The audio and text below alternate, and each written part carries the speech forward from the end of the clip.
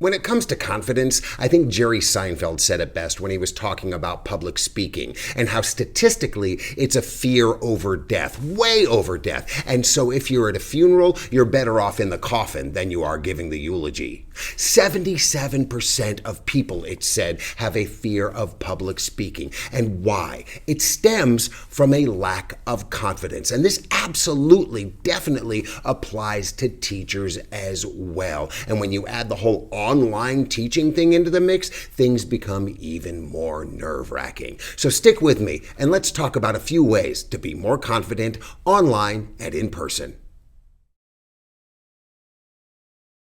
Hi, and welcome to Classroom Confidential. My name is Christopher Youngren, and I'm a middle school ELA teacher in Tucson, Arizona. On this channel, I share tips and strategies that I've used both online and in person, things that have kept me sane and my students engaged. I'm delighted to share my ideas and experiences with you, so welcome. So as any teacher who has been in the classroom for more than one day can tell you, confidence is not only key, it is absolutely essential. I learned this for the first time as a substitute teacher who, quite frankly, had the deck stacked against them to begin with. But if you lead with weakness, if you lead with apprehension or hesitation, the kids, small though they may be, will eat you for lunch. So you have got to carry yourself with strength and purpose and confidence. Great. So how do we do that? Well, here are a couple of tips that I found can be quite helpful. So to paraphrase the undercover cop to Mr. Pink in Reservoir Dogs, in order to be believable in any role, you just got to keep saying it and saying it and saying it and saying it and saying it. You got to practice until the role becomes part of you, until the words are seamless and your own. And teaching is absolutely a role that we play, and teaching takes practice. Sure, there are some born teachers. There are some teachers who are strong right out of the gate and can wing it on a daily basis. That is not most of us. Most of us need to plan. Most of us need to actually probably rehearse the words that we're gonna speak, because if we get in front of a class full of students and they smell any kind of apprehension or any kind of disorganization or any lack of confidence on us, they are going to take us to the cleaners, and that is just going to rattle our cage, and we're going to become even less confident than we were.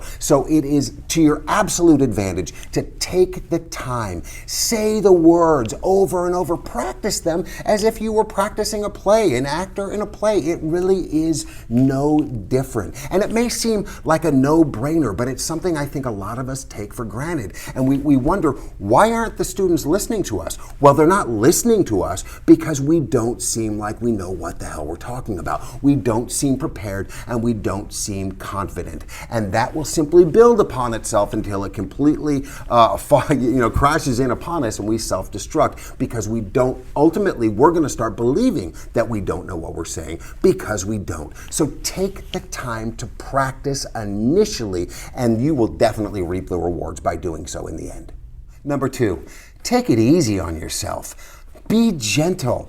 Allow yourself the freedom to fail, and fail forward, knowing that almost nobody gets it right the first time, and hardly anything is ever perfect. And in fact, perfection leads to paralysis. So keep these things in mind. Sure, they might be cliche, but cliches are cliche because they are true. There's a reason that things become cliche, and it's absolutely essential that you keep them in mind, because perfectionism leads to paralysis. And if you try to be absolutely perfect every single step of the way, you are going to be dead in the water, and that is going to absolutely kill any kind of confidence you may have. So take it easy on yourself. Allow yourself the freedom to make mistakes. Thomas Edison even said, "I have not failed 10,000 times. I have successfully found 10,000 ways not to do it." So keep that in mind. It will come eventually, but only if you stick to it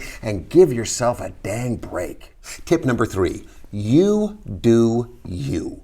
Remember the words of Theodore Roosevelt, who said, "Comparison is the thief of joy.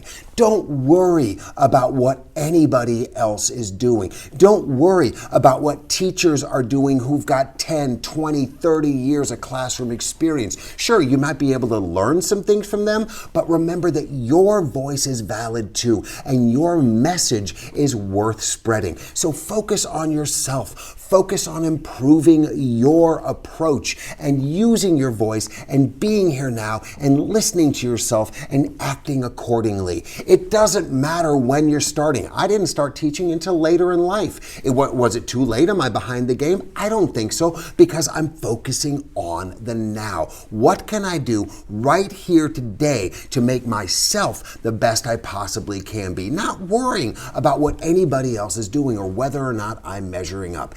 Am I measuring up to my own standards? That's what's important in the end. You do you and let the rest go. And number 4, start with the why.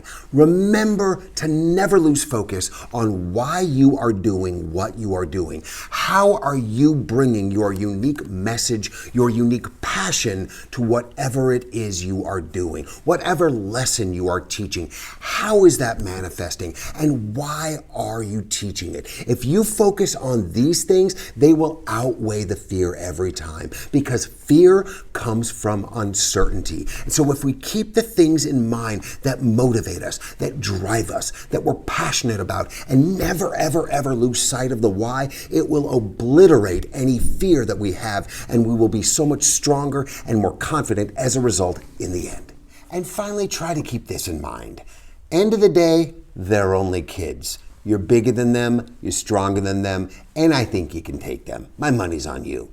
I'm kidding, obviously, but what I do want you to do is I want you to try to remember what it was like when you were their age. And remember the reverence, the respect that you probably had for your own teachers. Now you may say, sure, there are kids that are disrespectful. There are kids that are acting out. But by and large, most of the kids know that this is your show and you are in charge.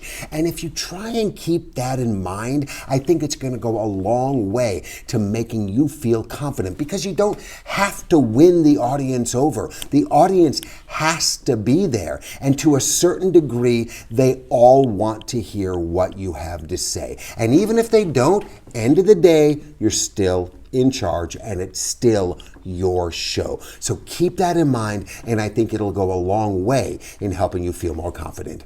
Thanks for joining me today. If you got value out of this video, do me a favor and smash that like button for me. And if you're enjoying my videos, then subscribe to my channel, hit the notification bell, and you'll be alerted every time I post a new video. Stay well out there, be safe, take care of yourselves, and take care of someone else. We'll talk to you soon. Bye-bye.